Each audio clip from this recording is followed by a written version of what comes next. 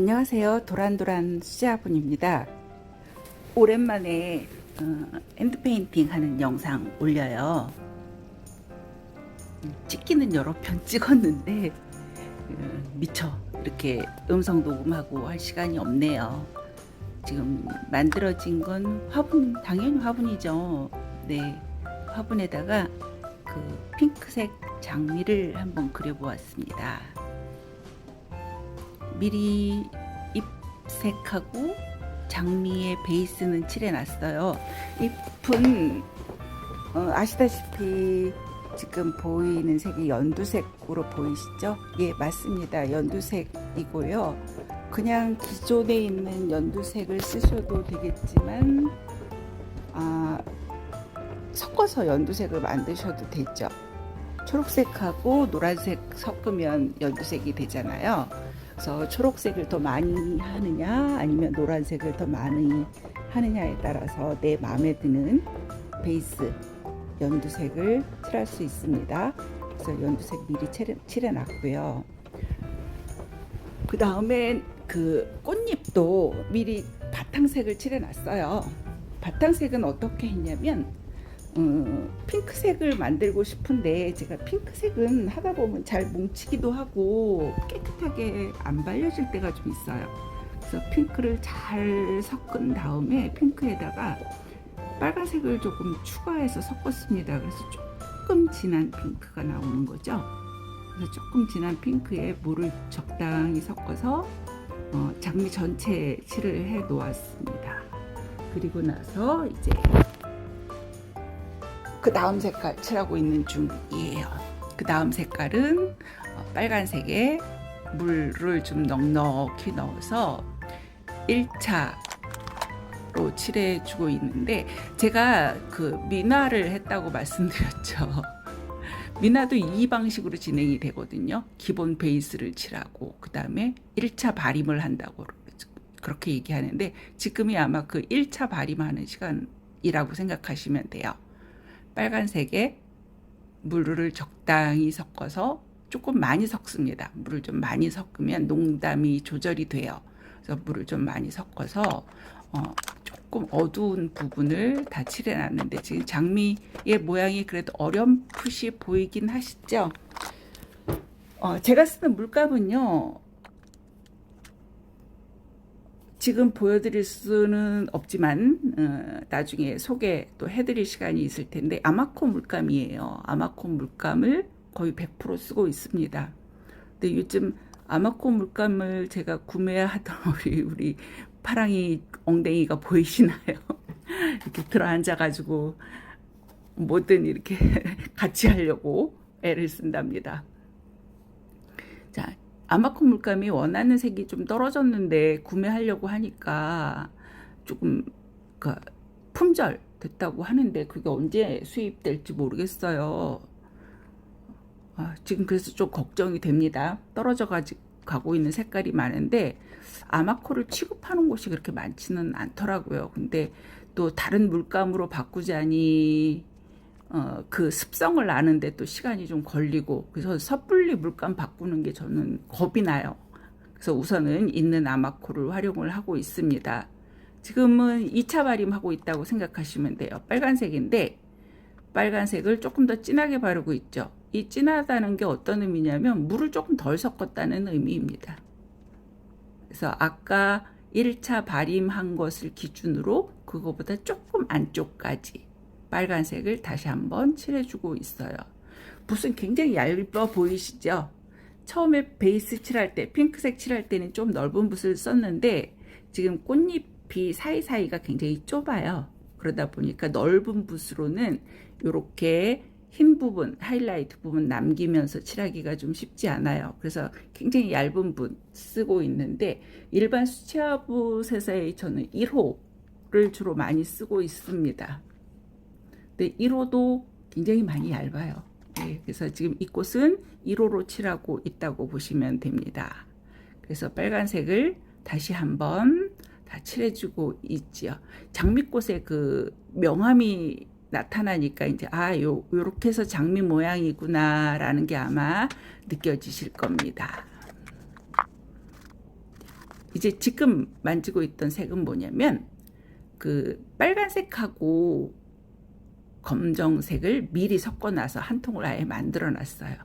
그래서 빨간색하고 검정색을 섞으면 아까 그 2차 빨간색 칠한 그 겹쳐지는 부분, 잎이 겹쳐지는 부분, 뭐 그림자지는 부분 이런 곳에 저 색깔로 명암을 좀 더 포인트를 주고 있습니다. 그러면 꽃이 굉장히 입체감이 있는 장미꽃이 되겠죠. 네. 중심부터 시작을 해서 중심 부분은 당연히 굉장히 짙은 빨강이 표현이 될 겁니다. 그리고 잎이 굉장히 여러 겹이 겹쳐 있으니까 그 겹쳐진 잎들 구석구석에 지금 빨간색과 검정색 섞은 저 색으로 표현을 해주고 있어요.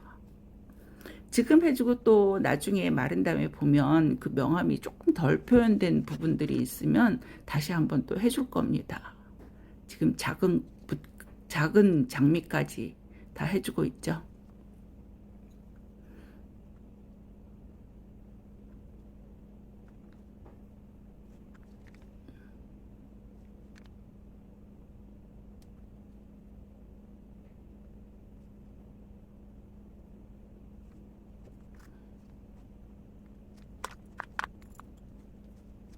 물감은요, 기존에 나와 있는 이 물감을 그냥 쓰실 때는 그냥 쓰시면 안 됩니다. 충분히 아래 위를 섞어 쓰셔야 돼요.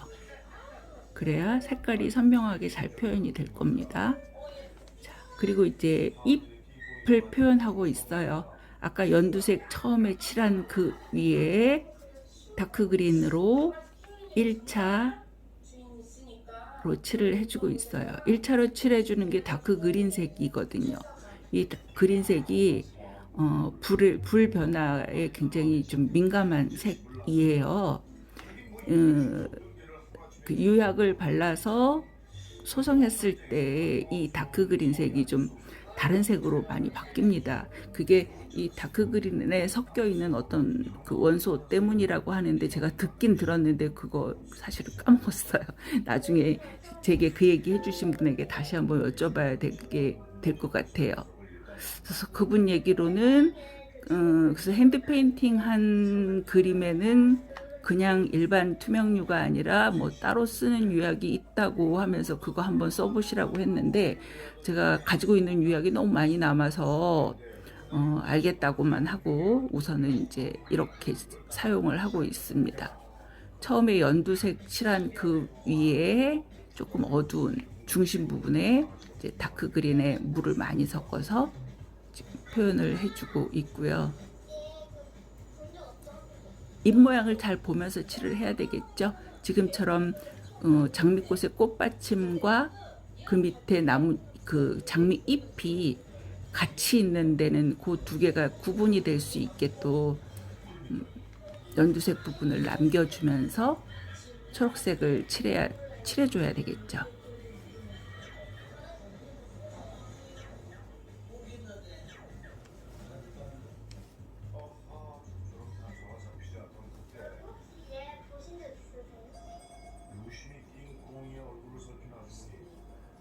지금 이 상태로만 보면 연두가 있고 초록이 있으니까 저대로 구워도 초록초록한 나뭇잎이 표현되지 않을까라고 생각되시겠지만 그러면 누루팅팅한 보기 별로 안 이쁜 그런 초록색으로 표현된다는 거죠. 그래서 지금 이 상태를 이제 조금 있다가 보시면 다른 색으로 조금 더 한 번 더 그 단계를 나타내 줄 겁니다.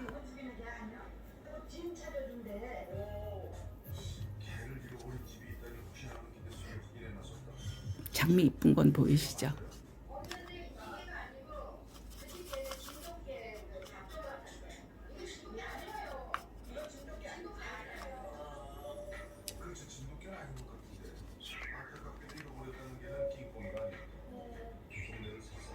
한 번 더 칠하고 있는 요 색깔 저는 블루그린 많이 씁니다.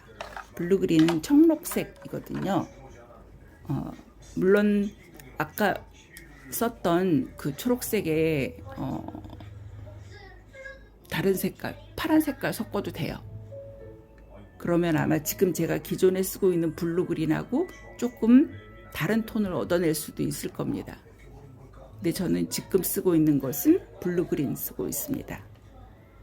아마코 물감 보시면 앞에 넘버들이 있어요. 그래서 블루 그린 같은 경우는 LUG-42번입니다. 이 블루 그린을 세 번째 이파리의 그 어두운 부분을 표현할 때 요걸로 쓰면 아까 왜 다크 그린이 좀 누렇게 나온다고 했죠? 그거를 커버를 해줘요, 얘가. 그래서 잎이 그 어두운 곳과 환한 곳이 좀 표현이 될 수 있도록 이 색깔을 지금 그 다크 그린 위에 써주고 있습니다.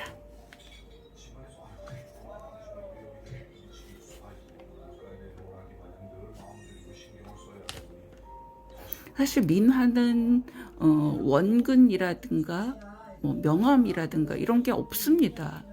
평면적인 그림이죠. 민화는. 그런데 이제 회화적 입장에서 보면 이렇게 민화가 아닌 다른 그림에서 그렇게 그리면 좀 이상해 보일 수도 있을 것 같아서 민화의 기법을 쓰기는 쓰지만 이제 명암도 여기서는 보여줘야 되고, 또 현대 민화는 그 이제 회화를 전공하신 분들이 많이 민화에 도전을 하고 계시잖아요. 그런 분들로 인해서 민화에서도 다 표현이 됩니다. 많이들 표현을 합니다. 그렇게. 그래서 지금 제가 하는 것도 연한 연두색 부분과 그 다음 색, 그 다음 색 이렇게 단계가 보이시죠. 지금 이파리의 그 중간에 하얗게 구멍 뚫린 것 같은 그 부분은 벌레 먹은 자리예요. 장미꽃잎인데 벌레 먹은 자리. 그래서 저 부분도 이제 나중에 조금 더 어둡게 해서 요게 그런 구멍이구나라고 표현을 다시 한번 더 해줘야 되겠죠.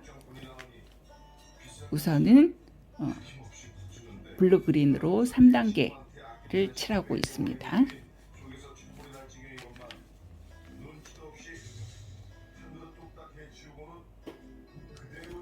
이렇게 이제 굽지 않은 상태에서 장미꽃 보니까 화면으로 보는 게 사실은 더 이쁘네요. 실제로 보는 것보다. 실제로 보면 사실 붓자국도 많이 보이고 깔끔하진 않거든요. 근데 화면으로 보면 이쁘네요. 제가 지금 이 화면을 4배속으로 돌리면서 음성을 나중에 얹고 있거든요.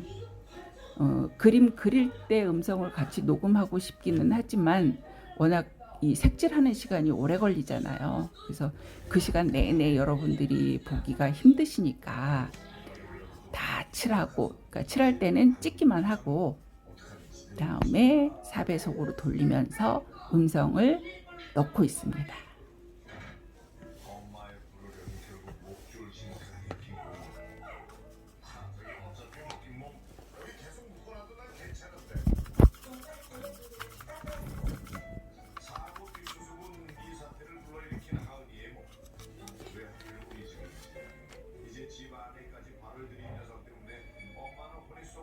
지금이 이제 다크 그린에다가 빨간색을 조금 섞었어요.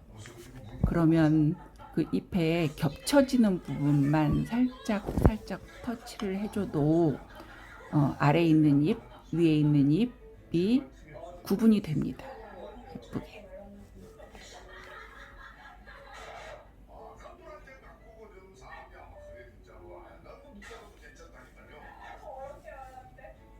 자, 요 구멍 뚫러진 부분 밑에도 해주고 있죠.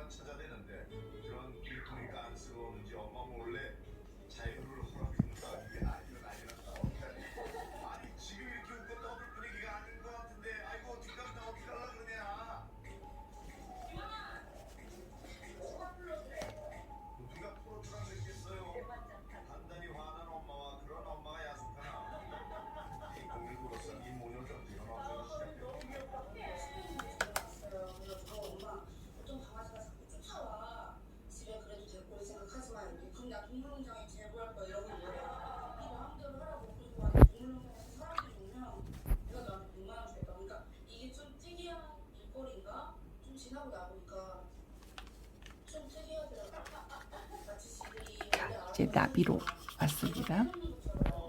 장미꽃만 그리는 것보다 나비 한 마리, 뭐 벌 한 마리, 또 가끔 잠자리도 올려주기도 하는데 잠자리 하나 올리면 훨씬 그림이 생명이 생기는 것 같아요. 그래서 화분 전체의 그림을 그리기는 쉽지 않지만 보통 전면에만 그림을 그리잖아요. 전면에 그리다 보면 약간 남는 공간들이 있어요. 그럴 때는 이렇게 곤충 하나씩 그려서 그 자리에 허전함을 메워주기도 하고, 기본이 되는 나비는 보통 노란색이 베이스가 되죠. 거의 다. 그래서 노란 베이스를 먼저 칠해주고 있고요.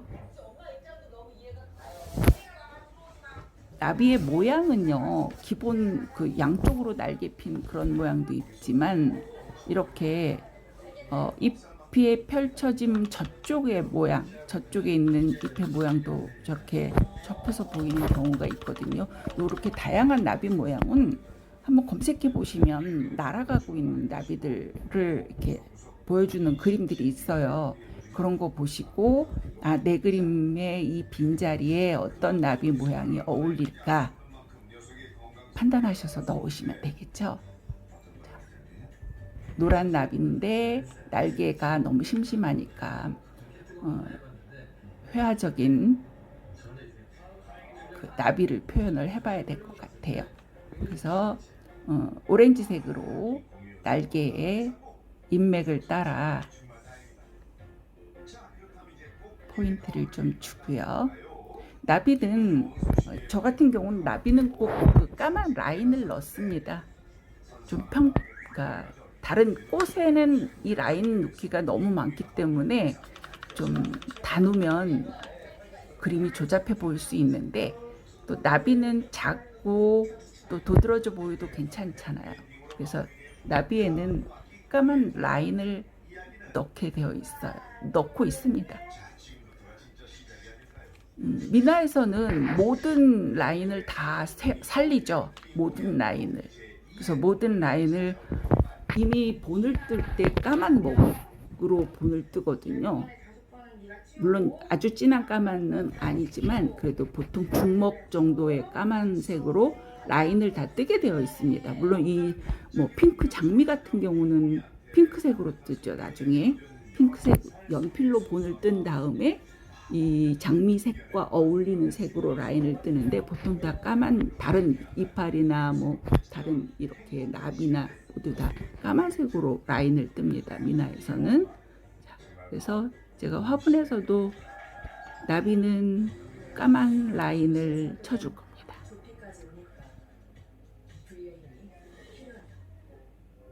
굉장히 가는 붓으로 섬세하게 표현하고 있는 거 보시나요? 날개에 그 동그라미 모양이 살 수 있게끔 오렌지색으로 끝을 둥글려 주고 있습니다. 훨씬 예쁜 나비가 그려지고 있습니다.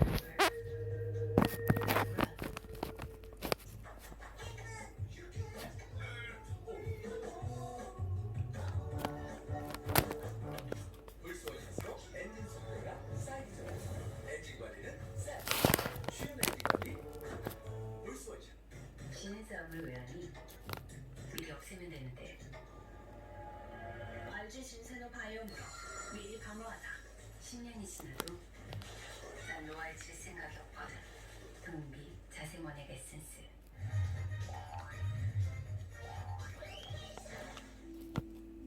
어쩌다 그 지경이 된 건지 두 눈을 의심할 만큼 충격적인 모습이었답니다.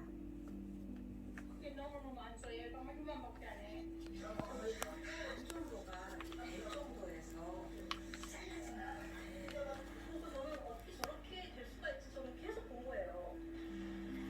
여기서 이렇게 지나가는 거 찍어서 저쪽에 접혀진 잎도 모양을 잘 상상하면서 색깔을 칠해줘야 되겠습니다. 허리가 끊어질 듯 바짝 조여 있는 모습인데요. 뼈에 그냥 뼈에 붙어 있는 거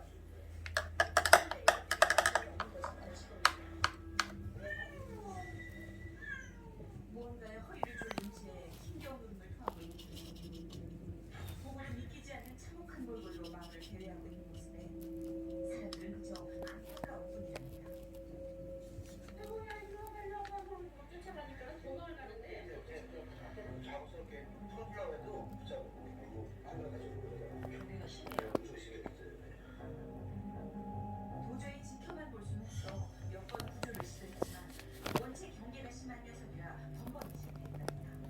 까만색 라인은 굉장히 조심스러워요. 가는 붓으로 내가 조각을 해놓은 선을 따라서 조심스럽게 그려 넣으시는데 혹시 틀리면 칼로 살살살 긁어내면 됩니다. 그냥 금방 틀렸을 때는 붓으로 이렇게 물 닦듯이 닦아도 되는데, 그러면 밑에 발라놓은 화장토가, 이게 지금 초벌을 한 게 아니고 초벌 전에 색칠을 하고 있거든요. 기본으로 그 도예하시는 분들은 초벌 전에 색칠을 합니다라고 하면 깜짝 놀래요. 어떻게 초벌 전에 색칠을 하느냐고.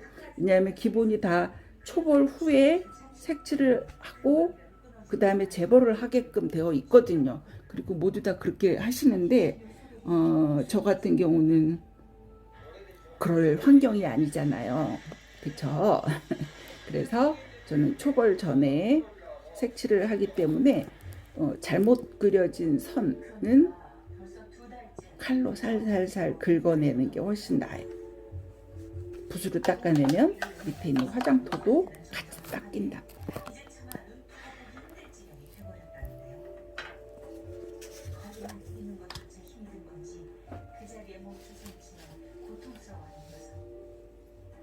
처음에는 선 안 보이고 그냥 막 쪼여 있는 그 상태였는데 이번 주 지난주부터인가 보니까 살이 보이기 시작하더라고요. 패여서 죽을 것 같아 진짜. 화분이 저렇게 화면 밖으로 나간지 몰랐어요. 찍다 보니까 아마 저쪽으로 이렇게 당겨 놓은 것 같아요, 화분을. 근데 편집할 때 이런 거 좀 잘라냈으면 좋겠는데 그게 쉽지가 않아요. 그래서 그냥 놔뒀답니다. 잠깐이면 지나갑니다.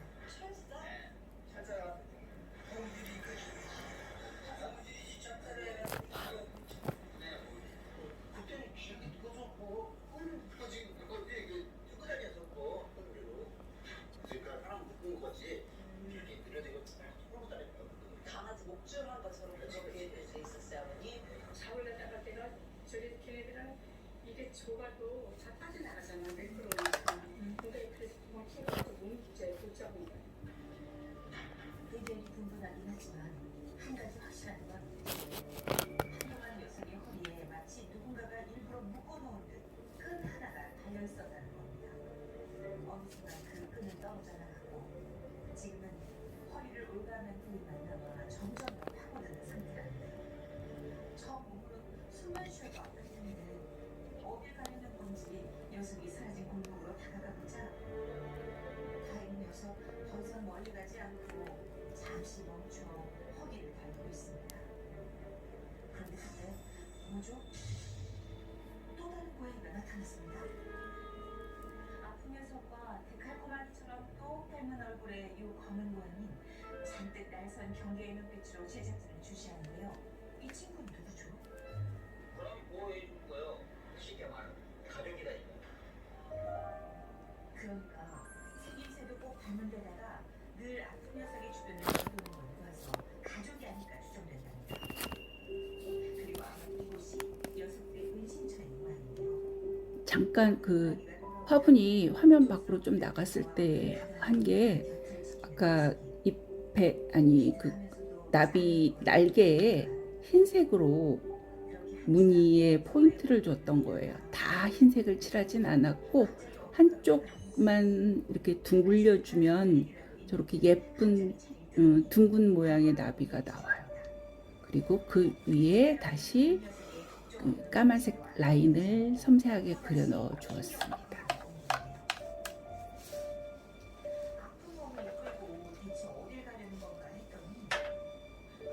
지금 화분에 도란도란 보이시죠? 저 글씨는 그 도장이에요. 도장도 도자기로 만든 겁니다. 글씨체를 우선 그 컴퓨터에 쳐서 출력을 하고 그 글씨 사이즈에 맞춰서 흙에다가 조각을 했어요. 그래서 그걸 초벌, 재벌해서 만든 제 브랜드 이름이죠. 도란 하나만 만들었죠. 당연히 똑같은 글씨니까. 그래서 그 도장을 2번을 찍습니다.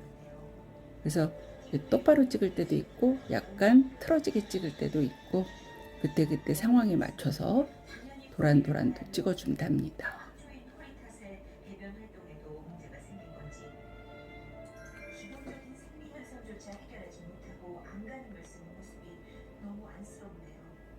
어떻게 문제 저거 너무 마음이 아프지.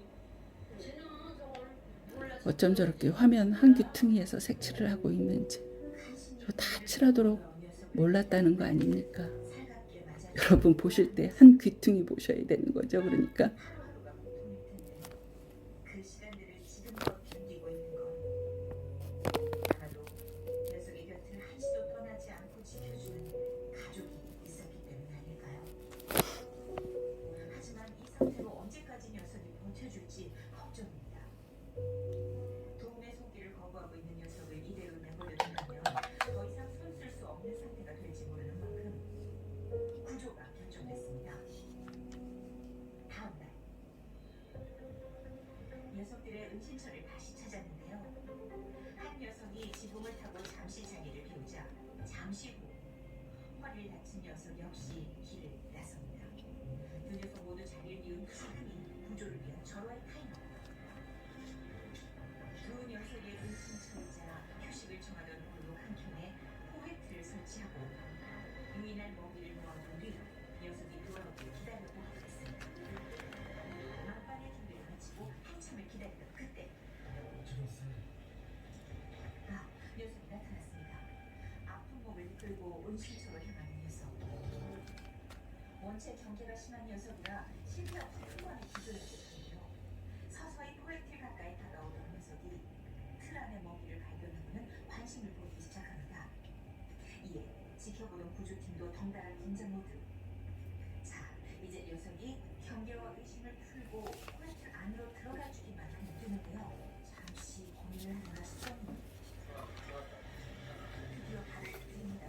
생명이다, 지금. 깜짝이야. 제가 놀랐네요. 워낙 경계가 심한 녀석이라 구조에 애를 먹지 않을까 진짜 걱정했거든요. 큰 어려움 없이 구조가 돼서 너무 다행입니다.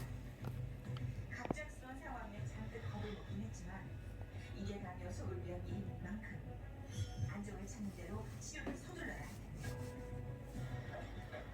상태가 상태니만큼 구조 후 바로 병원을 향했습니다. 그동안 녀석을 고통으로 몰아넣었던 허리의 끈을 제거하는 일을 남았습니다. 대체 무엇이 녀석을 이토록 아프게 했던 건지 조심스럽게 허리 부위를 살피는 수의사. 그런데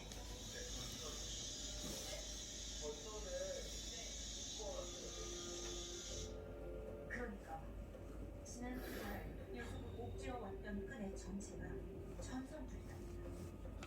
얼마나 꽉 조였으면 이미 살 깊숙이 파고들어 뼈까지 이제 마무리를 하는데 그 아까 잎이 너무 연두색, 초록색 이게 깔끔하죠. 근데 실제로 나뭇잎 보면 그렇지 않잖아요. 그래서 이 나뭇잎에 뭐 오렌지색이나 또는 갈색이나 빨간색이나 이런 색으로 조금씩만 끝부분에 이렇게 포인트를 주면 훨씬 살아있는 듯한 생동감 있는 나뭇잎을 표현할 수 있어요. 지금 그래서 마지막 그 작업을 하고 있어요. 다시 예전으로 돌아갈 수 있을까요? 살아있는 게 신기할 정도로 상태가 안 좋아요. 포장 비율들이 좀 호감으로 전체가 퍼져 있어야 되는데 아예 다 앞으로가 지금 밀려 있는 상태예요. 그래도 다행히 너무 바로 그 와중에 숨어서 뒤로 피시기도 했어요. 그래서 배변 증가가 해서 앞까지 살아있는 걸로 생각해요. 살아있는 건 기적으로 다름없답니다.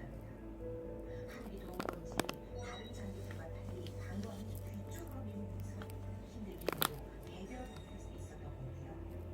이 덕분에 생명에 지장을 줄 수 있는 치명적인 증상이 동반되지 않았고 지금껏 버틸 수 있었다는 거죠. 그렇다면 녀석을 고통으로 몰아넣었던 이 전선의 정체는 대체 뭘까요? 이제 영상이 거의 끝나가고 있습니다. 이게 31분 짜리 영상입니다. 끝까지 잘 봐주시고 제 유튜브도 여러분들 열심히 구독해 주시길 바라면서 저도 좋은 자료 부지런히 올려보도록 노력하겠습니다. 감사합니다.